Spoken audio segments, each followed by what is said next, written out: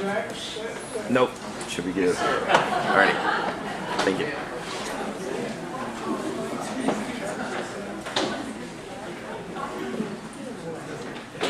You should be good. Appreciate it, sir. Thank you. College meeting is order 405. Council Lady Frankie, could you do the invitation, please?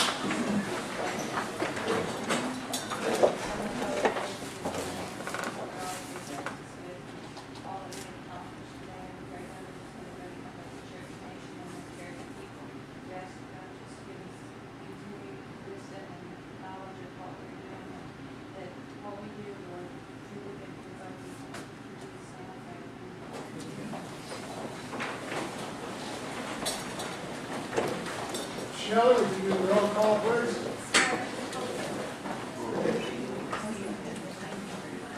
Curtis Snell. Here. Ricky Curtis. Present. Jack Baker. Here. Harley Buzzard. Here. Joe Bird. Juliet Adams. Here.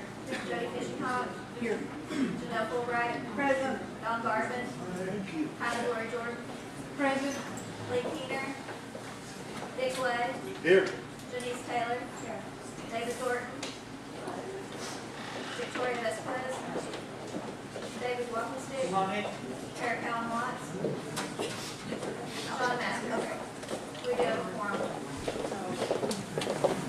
Moving on down to the approval of the October 21st regular session meeting. Second.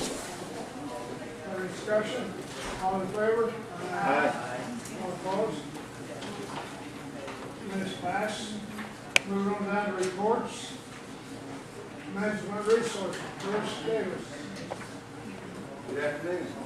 Glad to be here on this beautiful day. Nice lunch. Thank you, ladies. Beautiful building. So, I know you have our reports, and I have my directors with me. So, if you have any questions, we'll try to answer your questions for you. Any questions, Bruce? Yes, Howard. Bruce, I know we talked about this before, about cattle operation, gardening projects, and so forth, but what about cattle? Have we checked into this keep feed project? So I understand there's some money left over out of the USDA. And have we checked on maybe getting a grant or allocation of dollars to buying cattle? Yes, we have, Mark. As a matter of fact, you want to address that, Jimmy? I've got a phone with Jack Carlisle, the manager here at our local office, and it's coming out next week. We're going to sit down. We're going to talk about what money is available for tribes such as Cherokee Nation. There's some resources there. We can go give a large grant to buy the cattle, maybe even exceed buying the cattle. So I was asked to by the speaker to look into it as well as you, and so I took it on to call Jack and recommended it. The speaker asked me to do the same. And just follow up with for Dave at the TV is the national TV to look into the possibilities of an apple orchard, peach orchard. I haven't had a chance to do. Yes, we had this past week. Pat Glenn and I got together because he's kind of over the vegetation with the natural resources, timbers and trees and everything right now. He's, we sit down with Mark and I and Kathy and we went over everything. It's in the stage where we're talking about it right now. We emailed you, and you know it's going to take several manpower to do this, and then it's going to take some kind of management. It's going to take some kind of resources, almost 24/7, to make sure we have security with the fence and everything like that to maintain a good proper orchard, you know, and keep it maintained and keep it under a watchful eye. So, you know, he's not willing to. Mark's the only employee he's got, so he needs Mark here. You know, he's saying that it's possible, it's very feasible to do, but it will be something that will have to be more manpower put into it. You know, his argument is, you know, day labor is good, but you know, how much effort are they going to put in to maintaining it and cultivating evaluating the products and everything and taking care of it, where an employee would take more pains and be more resourceful in their job and probably get more production out of it. And the reason I'm bringing this up, there's a national organization it's an Indian organization that's formed. And I was looking at the list the other day, but there's probably 15 other tribes that's getting into the gardening and farming project. And I can't remember the name of the organization right now, but this really gets to me that the Cherokee Nation has almost 100,000 acres of land, and we're not doing anything with it as far as raising crops to sustain our people. To put these vegetables and fruits and stuff into our programs it's kind of ludicrous to me to not have a program going on with the nation. So I would request, and I don't know if I need to put this in the form of a motion, but to have GB or your department to look in and give us a feasibility study on doing this. And I'd like to put that in the form of a motion just so I'll do that. Okay. We got a motion and second on doing a feasibility study on the apple orchards or Farm, vegetable operations, cattle operations also. farm, vegetable, and cattle. Yes. Okay, we have a discussion? Yes. The Buffalo program, do you have that? Yes, put the feasibility study on the Buffalo program. Now, I think we may have that already. We've been undergoing that for several months, and the cattle, been a couple months pretty strong on the cattle. And we started with the orchard and everything. Last week, Pat and I, we talked about it in length. We went on for about an hour and discussed the pros and cons of it, and we're happy to go forward with it. See, well, I do know a lot of reservations do it, and they do a good job, and they feed a large part of their tribe with those vegetables and everything, the orchards.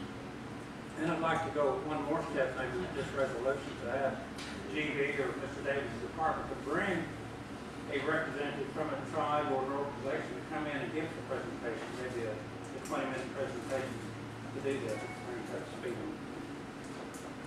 Thank you. You can do that. Yes.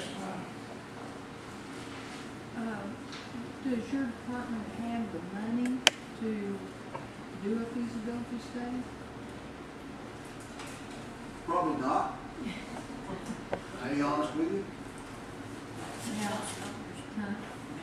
well, you know, y'all only had $7,000 after you did the budget this year. Right. What I would ask you to consider, Harley, is asking them to find grants or wait till our carryover money, maybe get an idea of the funding cost. Okay. So that when our carryover funds come in, if we haven't been able to identify a grant that might possibly be applied for to be used for that we take the issue of money on financing this in our carryover. I hate for us to put on a department. We just got on one department that was giving something to somebody else, but they weren't sending any money. I hate for us to put on a department to do a feasibility study, although I think this is a great idea. It goes into land use planning, which GB's got to know what he needs to do with this land that we have and that we maintain, this inventory of land out in the rural area. We've got to know what to do. We've got to have a plan for it. There's never been a plan for our rural area land. Right. And this works into developing a plan for your department on where we're going to go 20 years down the line with this rural property that we've either been given or bought or reclaimed. But we want them to be able to pay for this study too. So we probably need to know cost, and that will take us through till that'll take us through December and January to make that determination. then I suppose in February when the carryover comes over, if they haven't identified, now that's not to say don't go, you need to go find a grant, but if you can't, then we would have carryover funds coming in about, You fund the cattle operation Buffalo in the garden. well, no, to fund the feasibility study. GB and I go way back, way back. I was just going to make a comment. You have to be careful about what you let him When do. we went to NCIA, there was a group there at the table that wanted us to join their organization for, they not only wanted fruits and vegetables but they were interested in the buffalo, the bison, and the beef product. And we were invited last year to come to Europe, to Paris, France, if we had a product to sell. They would love for us to have bison beef that we could sell with Cherokee Nation stamp on it and send it over there. And, you know, we'd love to be able to sell it to them, you know. So I think this is a good venture for us. I don't know how, Harley, you want to work that into your Well, if they go to resolution. Paris, I might want to go with them over there. I don't know, let's go ahead and if we could vote on the resolution to at least let them be a thinking about it, and we'll see if it's in the carryover money to do anything with it. Or grants. Councilman Ray, I think we'll cut you off on this. That's okay, thank you. One of the things that, the reason I wanted to include buffalo is because I'm not sure that it's viable. I've talked to you guys about this before. I'm going to shake you on it. Our property that we own, some of it's all contiguous, some of it's really chopped up, some of it's over in 2 or 3 counties away from us. When you do vegetables, apple orchard, so on and so forth, it's kind of like truck farming. Truck farming, if you got the raccoons and the deer and some folks that are jumping the creek to get the product, pretty soon you don't have truck farming. So I think the feasibility has to include what our land is, how chopped up it is, how many rocks it's got on, how many trees it's got on. Because you know, if you've got, I can take you to a 10,000 acre place in Osage County that you can't grow 5 cows on. 2 or 3 miles down the road, you can grow 500 model cows. And so it's very dependent on that land and what the usage of it could be. And if we have to start bulldozing and crack on and do a lot of work, the cost will just skyrocket. So feasibility, to me, takes in all that stuff that you're talking about and I'm talking about. Cattle are easy. If you've got good fences, you can throw them in about anything. If you've got enough grass, and you guys know that as well or better than I do. This truck farming business, that ain't easy. And the buffalo business is a fence that's stout, very expensive. I don't know what it costs to fill it. But I think, let's don't get too excited until you can prove your number. Thank you. We've got this resolution here.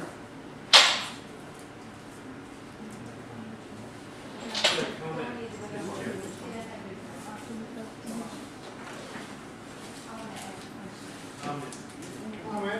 Well, I want to ask a question of Ginger. Should we do the resolution first? Yeah, we do the resolution. Okay. Okay, what we're voting on is the truck farm, the cattle, and the buffalo heart. Yeah. And we've discussed it. All in favor of this motion? And just a little clarification, I think I'd like to make it friendly to Harley if I could. Sure. For the land usage part of it. Yeah, that'd be fine. Tie it all up in one. Yes, and I think Council Burke. Sure. Okay, with that. Thank you. So we'll tie this all up into one vote, right? Yes, sir. Okay. So we got the farm, cattle, buffalo, all for that, give me a yes vote. Yes. Yes. All against it, give me a no vote. Resolution passes. Yes, Will we have a resolution in written form for our December council meeting? yes, Prepared by Bruce Davis' department? We can No, have a resolution. get with our attorney and she will help you. Okay. How about the previous vote? Well, it'll have to be, it's gonna have to be part of, Part of his program. yeah. Just let him put it in on Mhm. resolution.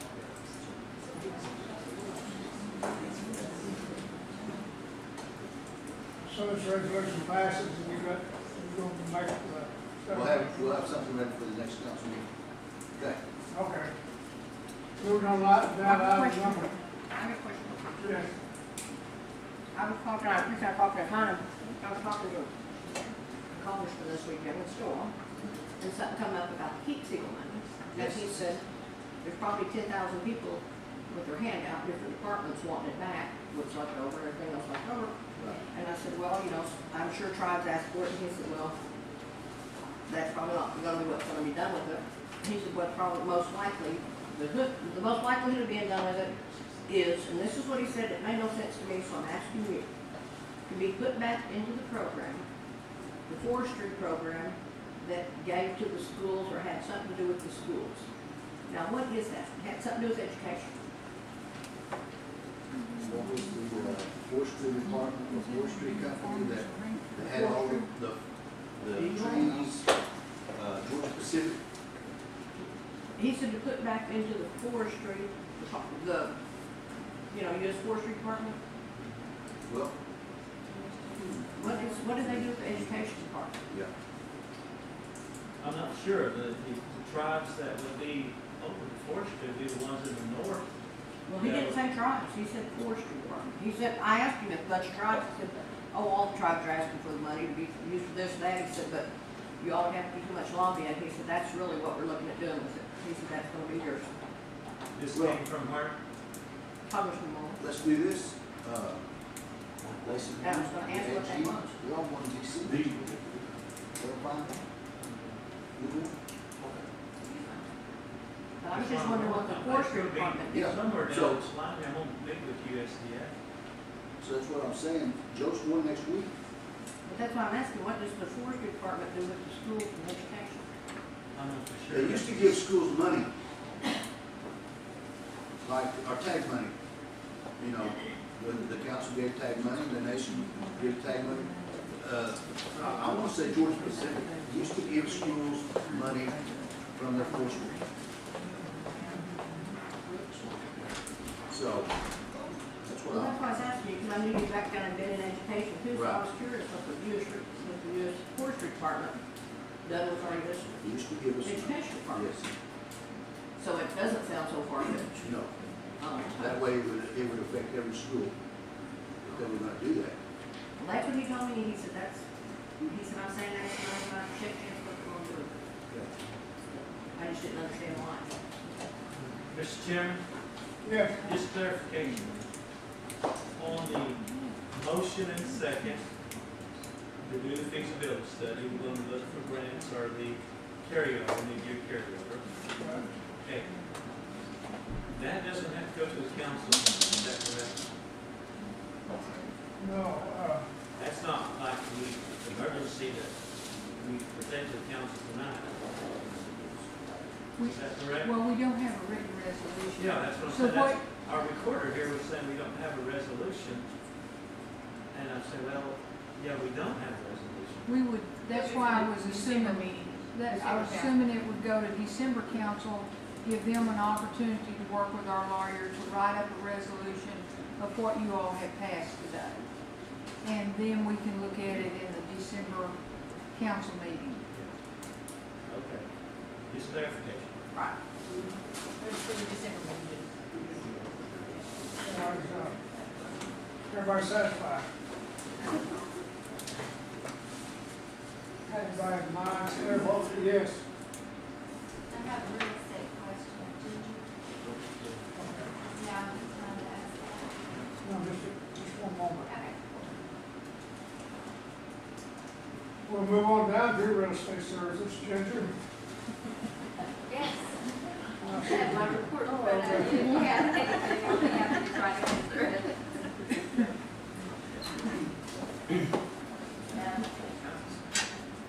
There's a building in Salina that is, currently renting it for our homeowner. Is there any plan for that building, parents and things, people in that area? If there is any plans, I'm not aware of it, but I will find out. Is that the property that's owned by Paul? I checked my property. I didn't have funds or the meters, but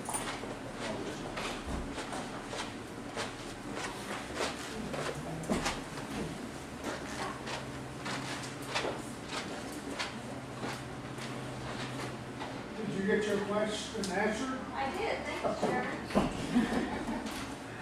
Are there any more questions for Ginger? Yes, sir. I got a call from them people again that housing, build housing, group messed up on their lands and their deeds. We don't have to do something. Get with Gary, get with Chief. No, not the one that Fair. No, this is Oh, the okay. other one. Okay, I know what you're talking about. We'll get with the AG's office and find out the status of that. I'll personally get with the AG's office and find out where we are on that. Let's find out where we're at and give you the all. Okay. Say something's off, we need to get something done. I will, talk to Elizabeth. Thank you. Any more questions from Ginger? Thank you, Ginger. Thank you. Environmental program, Tom Elkins? Yes, sir. You have our report. There was one thing that I didn't get on there that Madam Speaker asked for, were the status of some of the trust application, environmental, and there were 3 that we've been working on. One was the Acme property. We're doing a phase 1 on that. South Coffeyville phase 1, and then the Cherry Springs here over at the golf course. The phase 1 on all that to do for the trust application. Yes, ma'am. That's the 155 acres, it's not the Cherry Springs Golf Course, it's Okay. the other piece of it, it's not the There we golf go. course, it's south of it. Just no verification.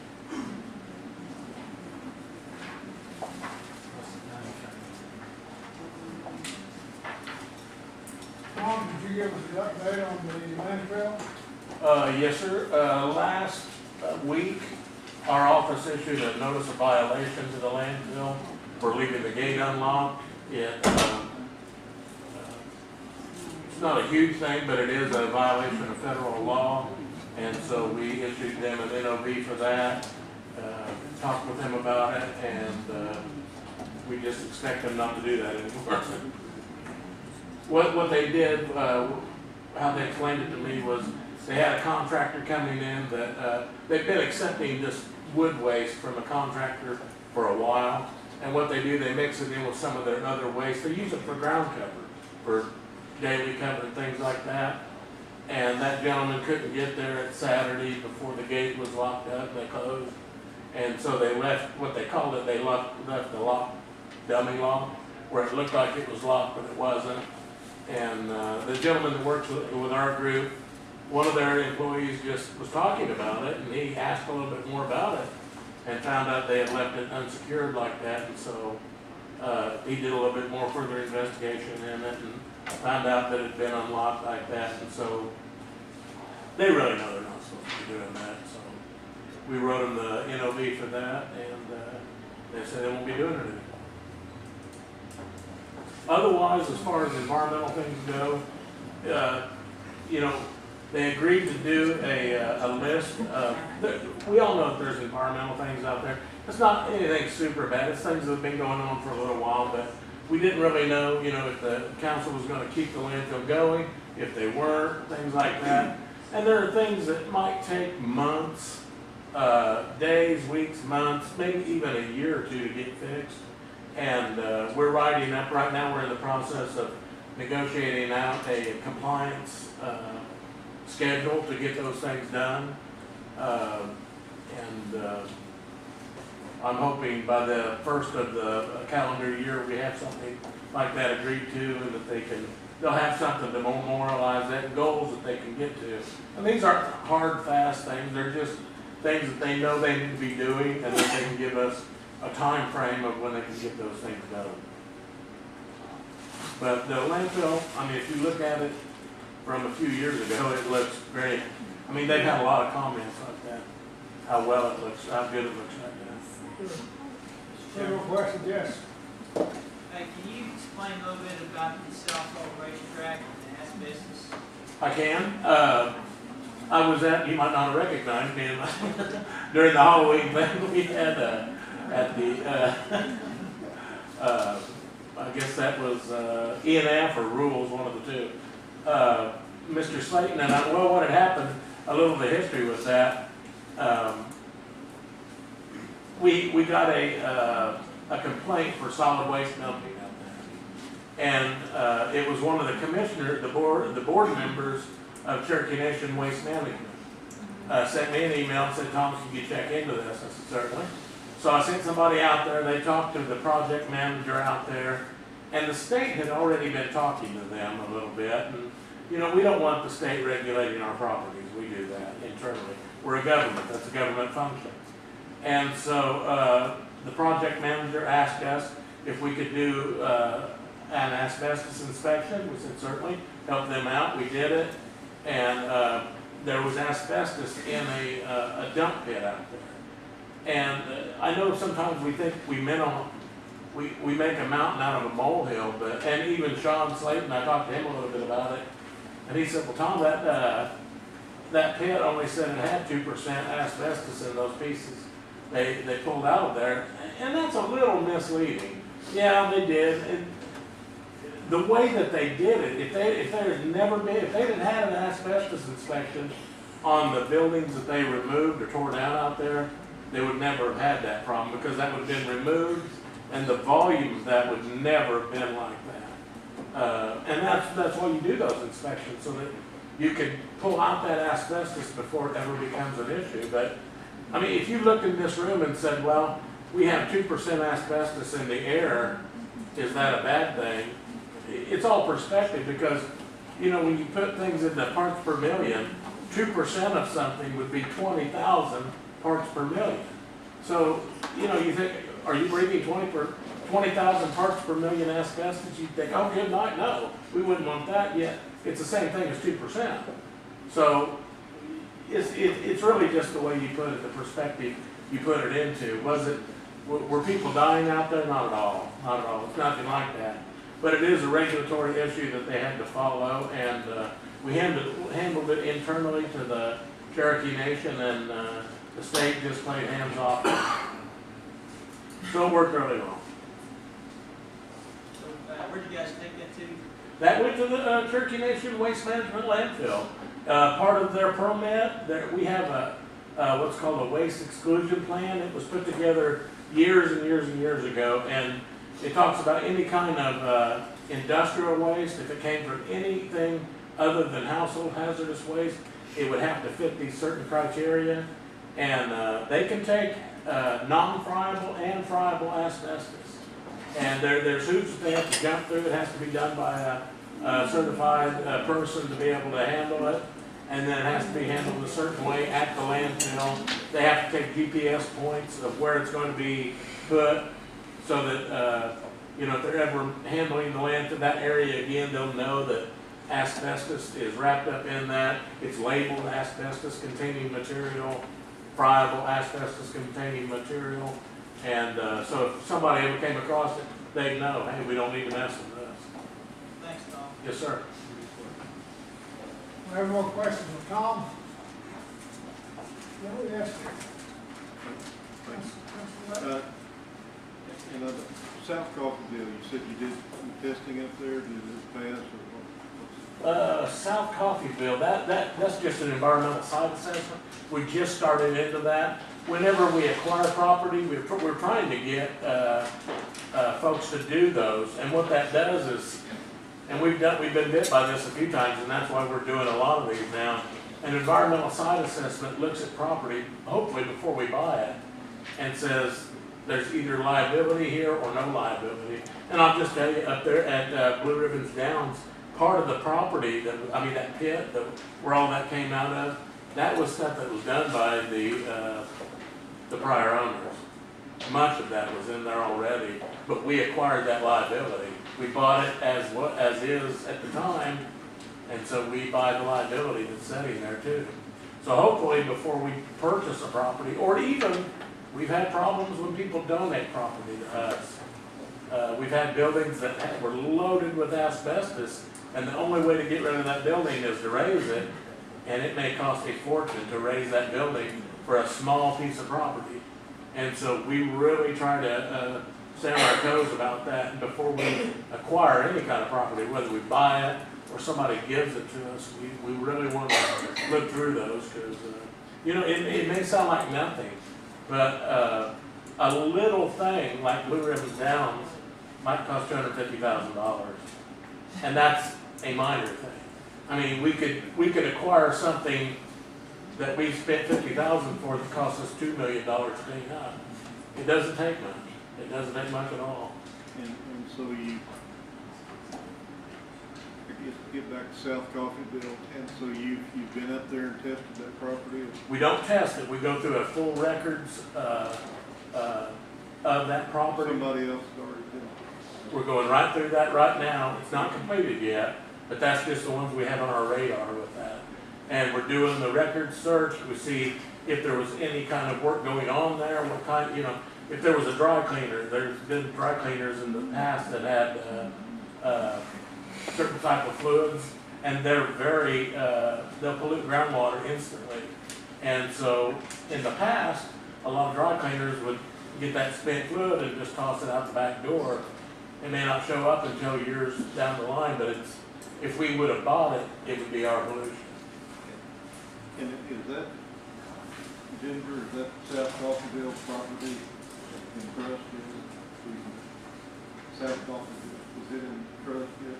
We're waiting on this, after we get the environmental, then that will be part of the package, we're waiting. And Blue Ribbons, is it in trust to us? No, Thank you, sir. Yes, sir.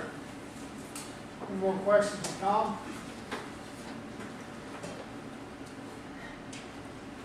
Okay, thank you, Tom. Sure. Moving on down to the Veterans Center, Mr. Bruce Davis. Well, I'd like to commend my staff, David Moore's over planning and development. My facility staff that got everything ready for that breakfast the other morning.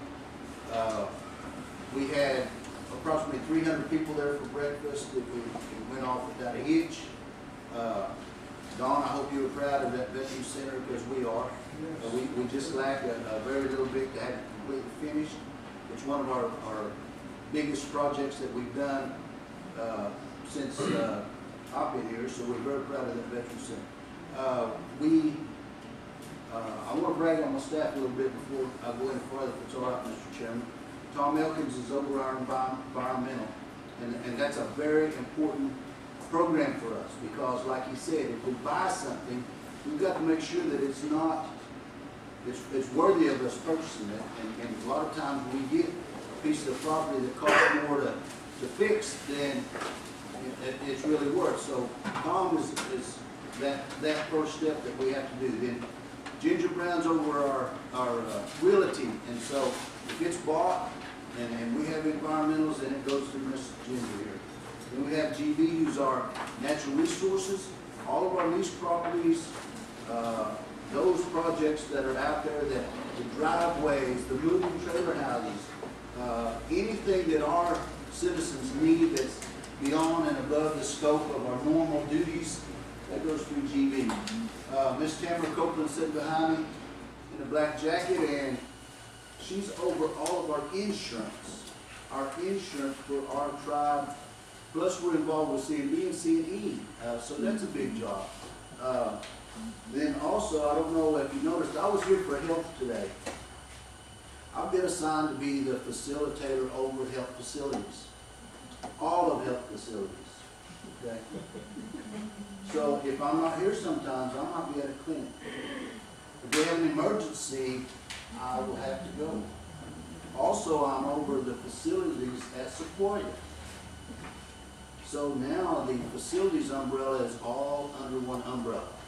So that's a good thing for us because we can share people as well as equipment and hopefully not anything else.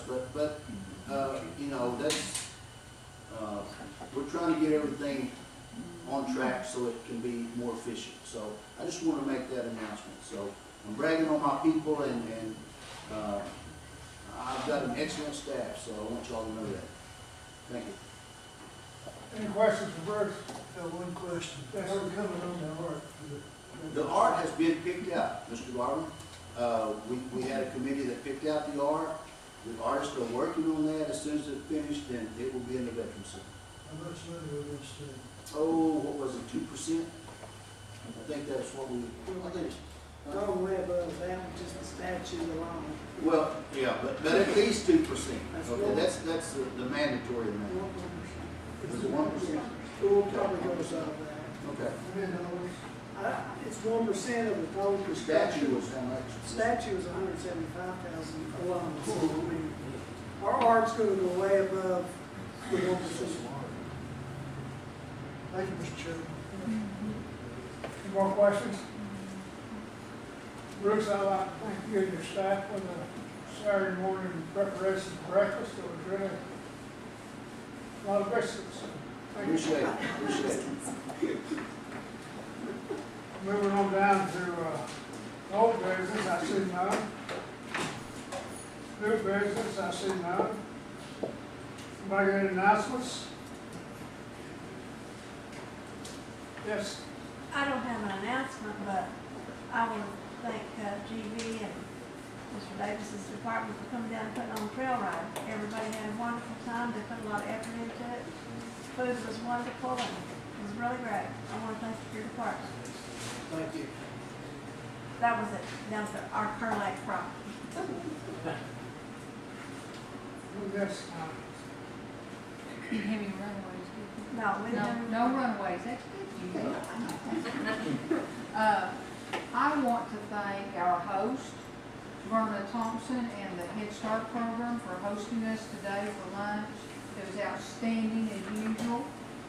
And I have been asked to announce that there is a pie for each council member there that they would like to give you to take home tonight. And many of you saw me slip over there because I knew there was a couple of kinds and I was going to try to get my kind. But thank you, Verna. As usual, you did an outstanding job, and we greatly appreciate you asking us. Thank you very much. Okay. The next meeting will be held on Monday, December 16th, 4 o'clock, right here. Motion.